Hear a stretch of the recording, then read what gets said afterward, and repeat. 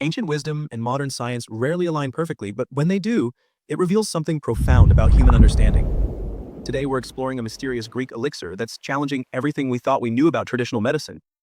That's fascinating. What kind of elixir are we talking about here? Well, it's called Morphic Melisseion, and what makes it remarkable is the incredibly precise way it must be prepared. It's made from bee propolis, but not just any bees, specifically wild bees that gather nectar from three sacred plants: asphodel, narcissus, and poppy. Each of these plants held deep symbolic meaning in Greek mythology. That reminds me of how modern pharmaceutical companies are now looking at the specific timing and conditions for drug preparation. What other requirements were there? Here's where it gets really interesting. The propolis has to be infused with spring water from Mount Parnassus, and the entire process must be done under moonlight. Modern research has actually shown that Mount Parnassus water has unique mineral properties due to its geological formation. So there might be some scientific basis behind what seemed like purely ritualistic requirements. Exactly, and this brings us to this fascinating concept called Gnostic stereoscopy. It's this practice of holding two opposing ideas in your mind simultaneously without trying to resolve the conflict. Think of it like mental cross-viewing, where your brain creates depth perception from two slightly different images. That's such an interesting way to look at it.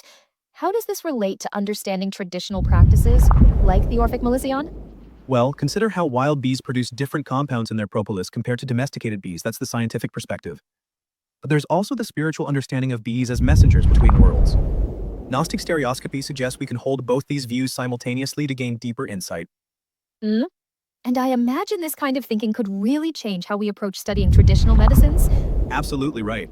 Recent studies in chronotherapy, the science of timing in medicine, are showing that many compounds are more effective when administered at specific times.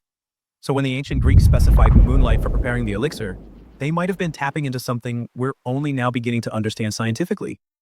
That's exactly what makes this so fascinating, the way ancient wisdom sometimes predates scientific discovery. And here's something even more intriguing. Modern neuroscience shows our brain hemispheres process information differently. The left hemisphere focuses on details and linear thinking, while the right sees patterns and holistic relationships. Gnostic stereoscopy might actually be a method for engaging both hemispheres simultaneously. So, in essence, we're talking about a kind of intellectual humility that allows us to learn from both ancient wisdom and modern science. Precisely. Recent research in cognitive psychology suggests that the most innovative thinkers are those who can hold contradictory ideas without immediately trying to resolve them. It's like having depth perception for ideas rather than just objects.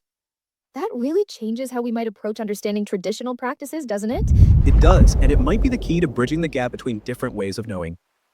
Consider how the moonlight aspect of Orphic Melisseion could affect certain chemical processes through temperature changes and subtle radiation, while simultaneously serving as a powerful symbolic element that affects the practitioner's consciousness and intention.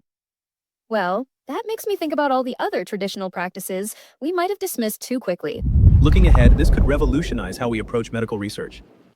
Instead of trying to prove or disprove traditional practices through purely scientific means, we might start acknowledging both their physical and metaphysical dimensions.